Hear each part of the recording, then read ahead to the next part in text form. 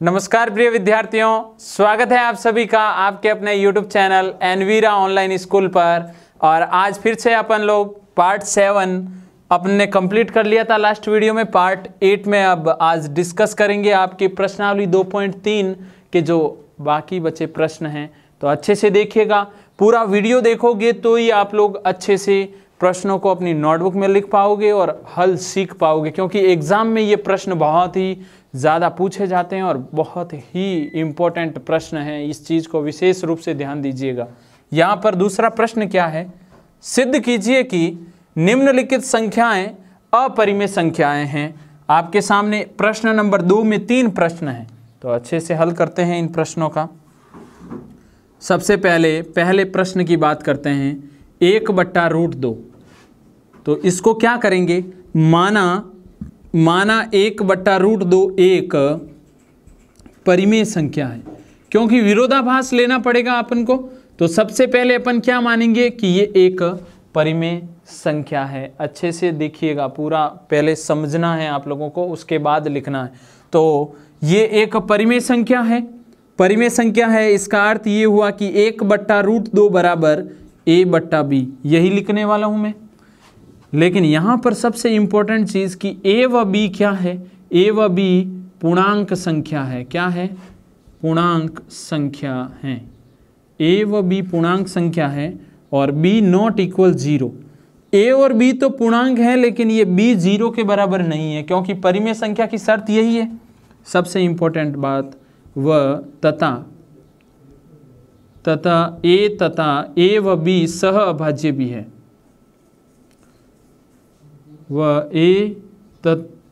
तथा b सह अभाज्य संख्याएं हैं। क्या है? सह अभाज्य संख्याएं हैं। इसका अर्थ क्या निकलता है? संख्याएं हैं अर्थात इनका मसप, अर्थात इनका जो HCF जो मसप होगा वो 1 है।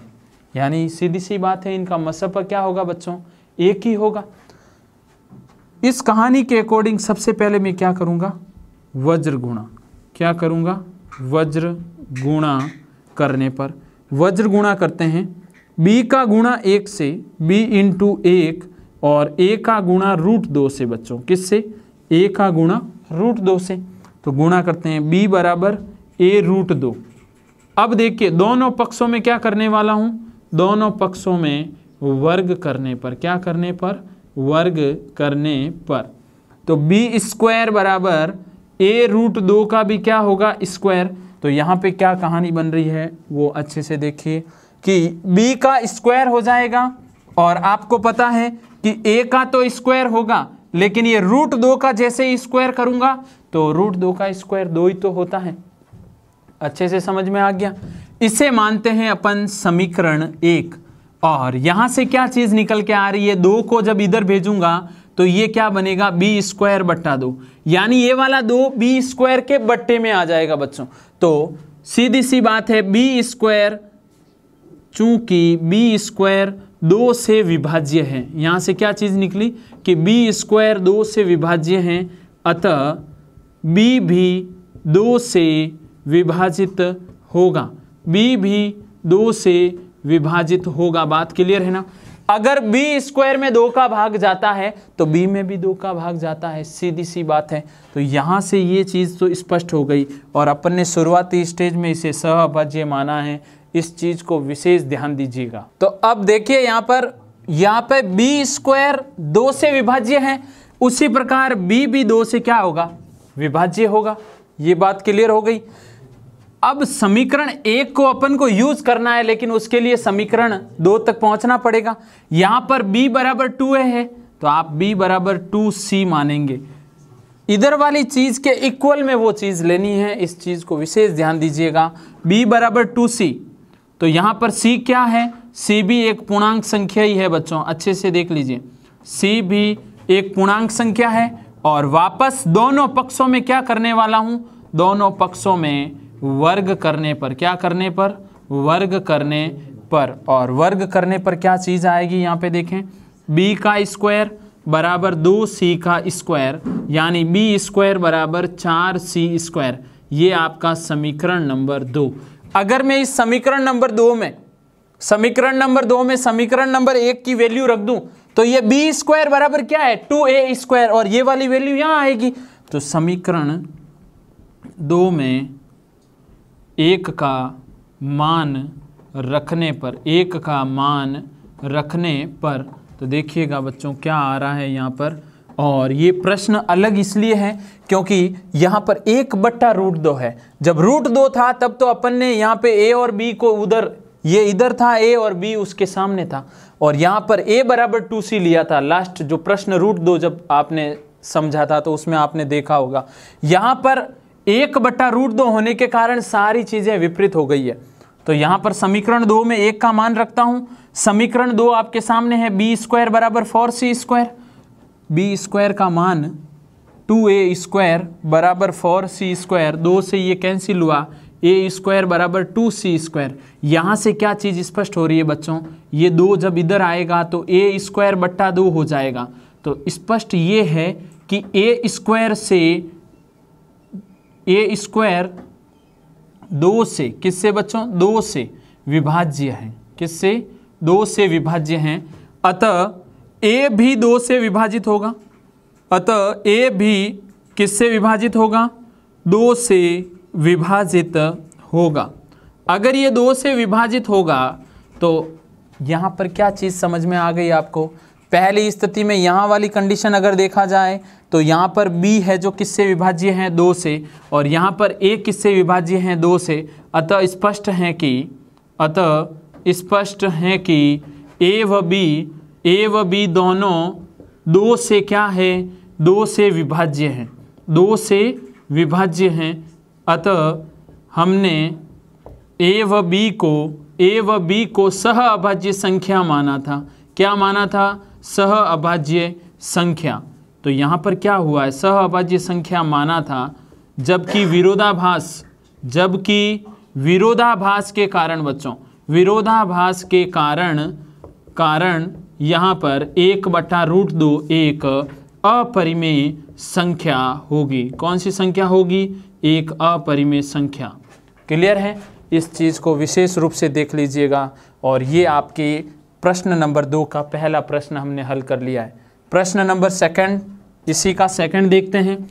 और सेकंड में देखिए क्या है, 6 + √2। क्या है बच्चों, 6 + √2। यहाँ पर सहअभाज्य नहीं लेना है। देखिए कैसे सेकंड का हल करते हैं। 6 + √2 माना 6 + √2 एक परिमेय संख्या है। सबसे पहले क्या मान लिया कि ये एक परिमेय संख्या है। अब इसको परिमेय संख्या माना है अपन ने, तो इसका अर्थ ये हुआ कि 6 + √2 बराबर a/b, और a और b क्या है, तो शर्त के अनुसार a व b है जो पूर्णांक संख्या है, और शर्त है परिमेय संख्या माना है अपन ने, तो b भी ≠ 0 होगा। ये दोनों तो पूर्णांक हो गई, और b किसके बराबर नहीं है, 0 के बराबर नहीं है। तो यहाँ पर पक्षांतरण करना है, लेकिन पक्षांतरण करने के लिए क्या करने वाला हूँ, 6 को उधर भेजूंगा तो यहाँ पे क्या बचेगा, √2, इधर √2, और 6 उधर जाएगा तो a/b -6, ये वाला 6 उधर गया, प्लस वाला 6 उधर जाते ही माइनस का हो गया। गुणे में होता है तो भाग में जाता है, लेकिन अभी ये प्लस है इसलिए उधर माइनस का हो गया। तो यहाँ क्या बनेगा, √2 बराबर इसके बट्टे में 1, इन दोनों का लसपा कितना आ रहा है, b। यहाँ पर ऊपर a, 1 से b विभाजित हो गया b टाइम, और ये हो गया 6b। तो ये पूरी कैलकुलेशन क्या बता रही है कि यहाँ पर a - 6b/b एक क्या है, परिमेय संख्या है। एक क्या है, परिमेय संख्या है। और अगर ये परिमेय संख्या है जबकि √2 1, ये वाली तो पूरी क्या हो गई, परिमेय संख्या। अब परिमेय संख्या के लिए आप देख सकते हैं a और b क्या माना अपन ने, पूर्णांक माना। यहाँ पर आप कोई भी वैल्यू रखें, a की वैल्यू 1 रख के देख लीजिए, b की वैल्यू 2 रख के देख लीजिए। अगर ये दोनों वैल्यू रखते हो तो आपको ये परिमेय संख्या मिलेगी। जैसे a की वैल्यू -1 रख ले कोई, और कोई b की वैल्यू -2 रख ले, तो भी कोई दिक्कत नहीं है। वैल्यू आपके क्या आएगी, परिमेय संख्या ही आएगी। यहाँ पर आपको a और b कहाँ से लेने हैं, पूर्णांक संख्याओं से। तो यहाँ पर ये तो माना, ये तो स्पष्ट है कि a माइनस 6b/b एक परिमेय संख्या है, जबकि √2 एक क्या है, अपरिमेय संख्या है। और ये अपन ने लास्ट वीडियो में सिद्ध भी किया था, √2 एक अपरिमेय संख्या है, अतः विरोधाभास के कारण, यानी ये चीज़ विपरीत हो गई। विपरीत क्यों? क्योंकि ये दोनों संभव ही नहीं है कि ये बराबर हो जाए। बराबर कैसे हो सकता है? ये अपरिमेय है और ये आपके परिमेय संख्या है, तो अपरिमेय और परिमेय संख्या कभी बराबर नहीं होती, तो ये विरोधाभास है। और अतः विरोधाभास के कारण क्या चीज़ निकल के आ रही है? 6 + √2 एक अपरिमेय संख्या है। 6 + √2 एक क्या है बच्चों? अपरिमेय संख्या है। तो यहाँ पर दूसरा प्रश्न भी अपन ने हल कर लिया है। ये एक योग से रिलेटेड था और ये अलग प्रश्न क्यों है? क्योंकि यहाँ पे 1/√2 था। उससे पहले अपन ने रूट सिंपल वाले प्रश्न कर लिए, जिसमें केवल √2, √3, √4 इस प्रकार का कॉन्सेप्ट उसको भी समझा है। अब गुणे की बात कर लेते हैं। गुणे वाले कॉन्सेप्ट में क्या सीखना है देखिएगा, और पहले समझना है, उसके बाद आप लोग लिखिएगा और अपनी नोटबुक में ये सारे प्रश्न अच्छे से लिख लीजिए और नोट्स बनाइएगा, ताकि आपके 10th एग्ज़ाम में आप अच्छे से अपना पेपर दे पाओ और अच्छे नंबर हासिल कर पाओ। तो यहाँ पर तीसरा प्रश्न क्या है? 3√2। सीधी सी बात है, सबसे पहले क्या मानेंगे अपन इसको? ये मानेंगे कि माना 3√2 एक परिमेय संख्या है, क्योंकि अपन को विरोधाभास लिखने के लिए पहले परिमेय संख्या मानना पड़ेगा। जब ये चीज़ सिद्ध नहीं होगी तो उस समय अपन इसे क्या सिद्ध कर देंगे? अपरिमेय। विरोधाभास के तौर पे हमने लिया है कि ये एक क्या है? परिमेय संख्या है। तो परिमेय संख्या के लिए 3√2 = a/b, जहाँ a व b क्या है? एक पूर्णांक संख्या है। a व p एक पूर्णांक संख्याएं हैं व b ≠ 0। ठीक है। गुणे वाली चीज़ जब भी इस प्रश्न में भी मैंने आपको बोला प्लस है, तब उधर जाते ही माइनस हो गया। यहाँ पर गुणा है और गुणे वाली चीज़ इधर आएगी तो भाग में आ जाएगी। भाग में कैसे? कि ये 3 × √2 है बच्चों, और बराबर में क्या है? a/b। इंटू वाली चीज़ उधर भेजिए, √2 = a/3b। गुणे में किसके? गुणे वाली चीज़ इधर भाग में आई, ये a के भाग में b था, तो ये b के पास आ गया कौन? 3, इधर से उधर चला गया। तो सीधी सी बात है कि ये क्या दिखाई दे रहा है यहाँ पर? स्पष्ट रूप से ये आ गया है कि अतः a/3b एक क्या है? परिमेय संख्या है। क्या है? परिमेय संख्या है। क्यों? क्योंकि अपन ने a और b को पूर्णांक माना है, और कोई भी पूर्णांक यहाँ पे रखेंगे तो हर स्थिति में ये एक परिमेय संख्या बनेगी। तो a/3b एक परिमेय संख्या है, जबकि √2 एक अपरिमेय संख्या है। जबकि √2 एक अपरिमेय संख्या है। और विरोधाभास यहाँ पर स्पष्ट रूप से हो गया कि ये बीच में तो बराबर हैं, लेकिन बराबर हैं बट ये वाली चीज़ तो अपरिमेय है और उधर वाली परिमेय है, तो ये तो विरोधाभास है। संख्याएं हैं और विरोधाभास के कारण यहाँ पे भी स्पष्ट रूप से ये लिख देंगे अपन कि 3√2 एक अपरिमेय संख्या है, क्योंकि अपन ने तो परिमेय माना था शुरुआत में, लेकिन ये क्या आई? अपरिमेय संख्या है। तो आप लोगों को सारे वो टाइप जो एग्ज़ाम में पूछे जाते हैं, यहाँ तक प्रश्नावली के अंदर इन प्रश्नों को हमने अच्छे से समझ लिया है। जैसे वापस आपके लिए भी मैं प्रश्न लिख रहा हूँ यहाँ पे, वो भी आपको करने हैं। जैसे 1/√3, इसको आपको सिद्ध करना है ये अपरिमेय है या नहीं। ऐसे कैसे? 5 + √2 इसका आप सॉल्यूशन कीजिएगा, और 7√2 इसको भी आप सिद्ध करिएगा। तीनों टाइप ये प्रश्न आपके सामने है। अगर अच्छे से समझ में आए हैं तो इन प्रश्नों को जरूर हल करिएगा। और अब अपन लेते हैं आपके प्रश्नावली का अंतिम प्रश्न, प्रश्न संख्या 3। तो प्रश्न संख्या 3 आपके सामने है, और इस प्रश्न को हल करने के पश्चात अपन खूब सारे प्रश्न भी और हल कर सकते हैं। उसका रीज़न क्या है? पहले प्रश्न को अच्छे से देखिए। यदि P और Q अभाज्य धनात्मक पूर्णांक है। अब अभाज्य धनात्मक पूर्णांक अर्थ समझिए इसका। अभाज्य संख्या रूट और रूट के अंदर लिखी जाने वाली वो सारी अभाज्य संख्याएं, जो अभाज्य संख्याएं रूट में लिखी जाएगी वो सारी क्या कहलाएगी बच्चों, अपरिमेय कहलाएगी। इस चीज़ का ध्यान दीजिएगा। तो यहाँ पर बोला है आपको कि ये P और Q अभाज्य धनात्मक पूर्णांक हैं, तो सिद्ध कीजिए कि root P plus root Q एक अपरिमेय संख्या है।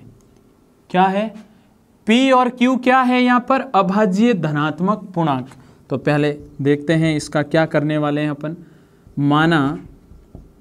माना root P plus root Q एक परिमेय संख्या है।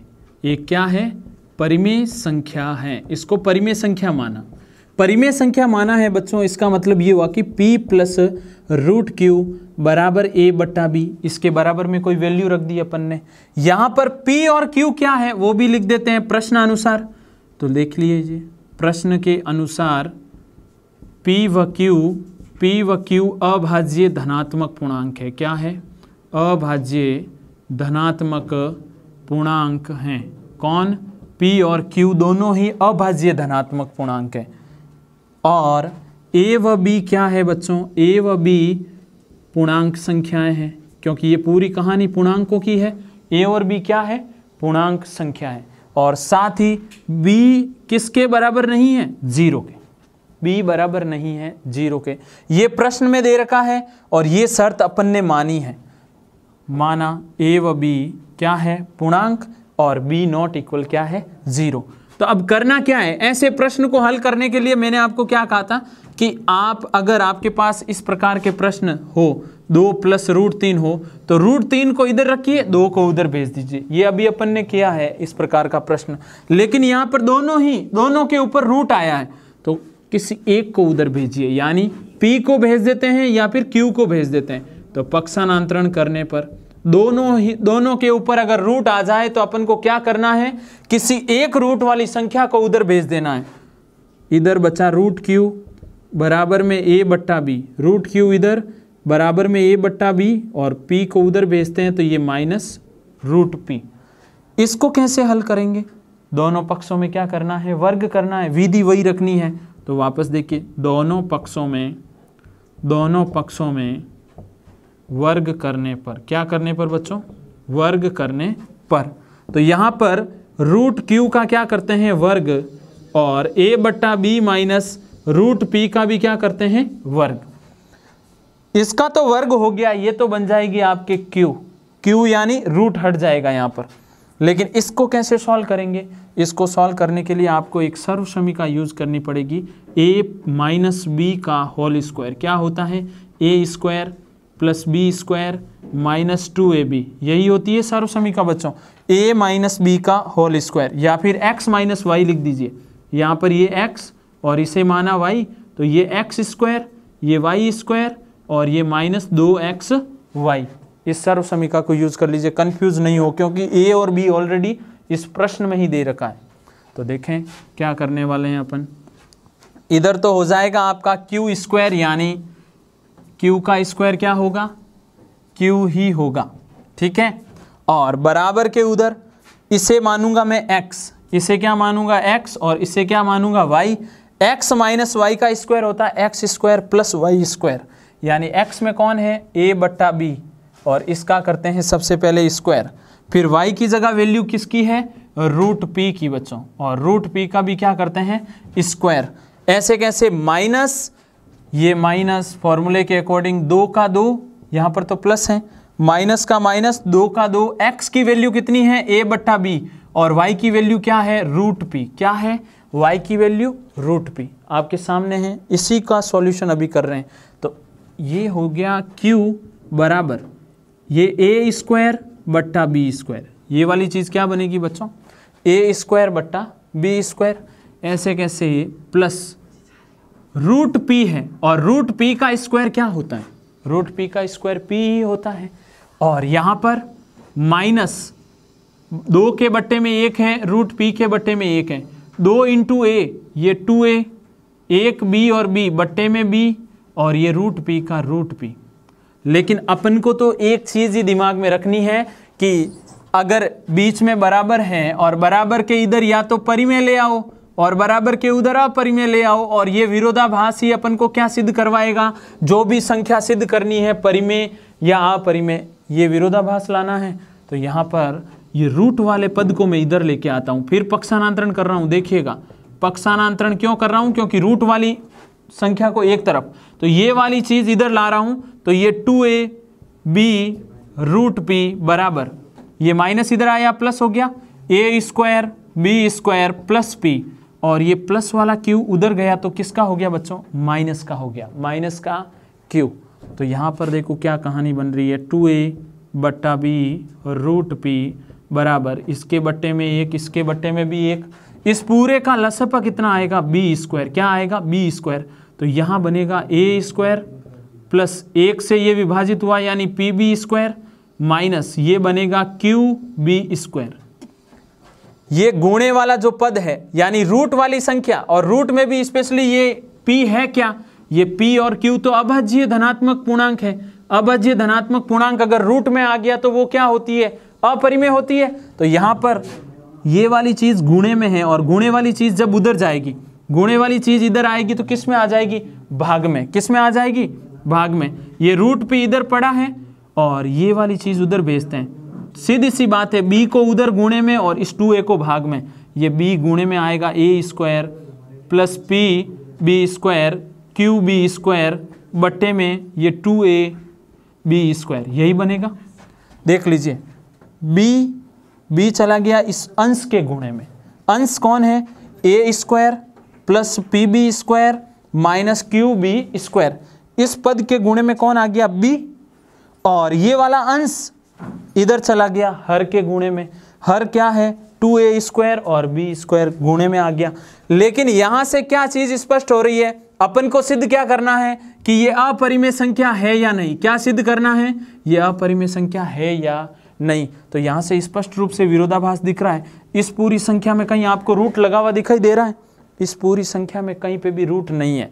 रूट नहीं है तो आप क्या लिखोगे, ba square plus pb square minus qb square बट्टा 2ab स्क्वायर, ये वाली चीज है क्या है।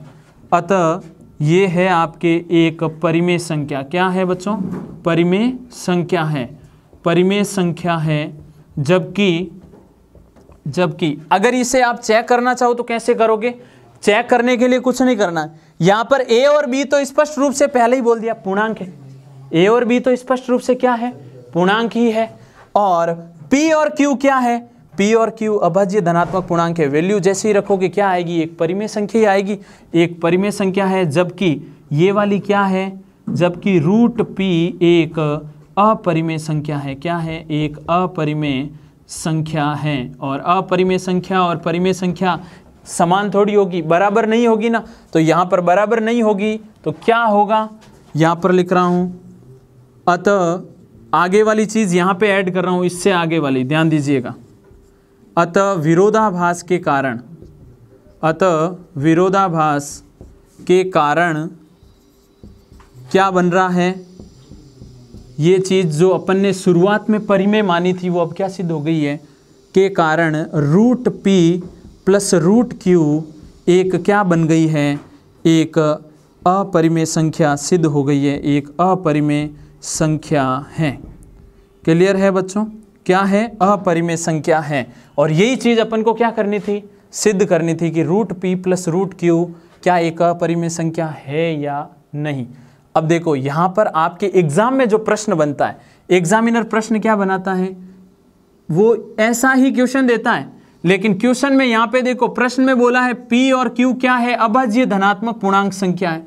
अभाज्य धनात्मक पूर्णांक संख्या कैसे, जैसे ये 2, 3, 5, 7, 11, ये सारी क्या है, अभाज्य धनात्मक पूर्णांक संख्याएं हैं। अभाज्य जिसमें स्वयं और एक का ही भाग जाता है। तो ये p और q की वैल्यू यहाँ से इनमें से आएगी। तो यहाँ पर जैसे एग्जामिनर ने प्रश्न दे दिया कि रूट 2 प्लस रूट 3 सिद्ध करो कि ये आपके अपरिमेय संख्या है या नहीं। यानी p की वैल्यू 2 लिख दी और q की वैल्यू 3 है, तो ये दोनों ही अपरिमेय है, सॉरी अभाज्य ही है, धनात्मक भी है और पूर्णांक संख्या भी है। तो इस प्रश्न को हल करने का तरीका भी यही रहना चाहिए।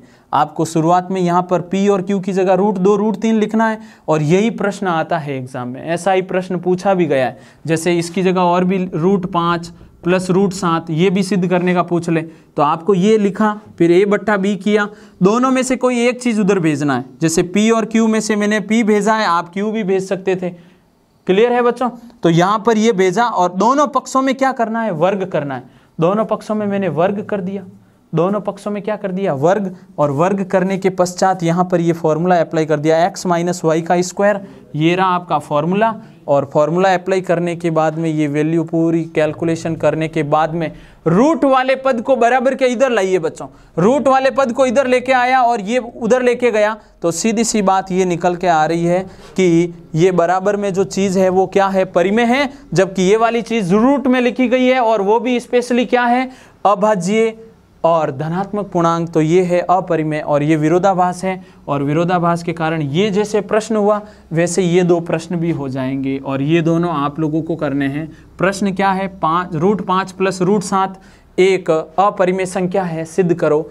√2 प्लस √3 एक अपरिमेय संख्या है, सिद्ध करो। तो अच्छे से इन प्रश्नों को आप लोग हल कीजिएगा और नेक्स्ट वीडियो में हम और आपके आगे वाले टॉपिक की बात करेंगे। टॉपिक आगे वाला यानी आपकी प्रश्नावली 2.3 यहीं पे ख़त्म हो गई है। नेक्स्ट वीडियो में नेक्स्ट आगे वाले कॉन्सेप्ट की बात करेंगे। तब तक अच्छे से नोट्स बनाते रहिएगा और पढ़ाई अपनी जारी रखें। धन्यवाद विद्यार्थियों।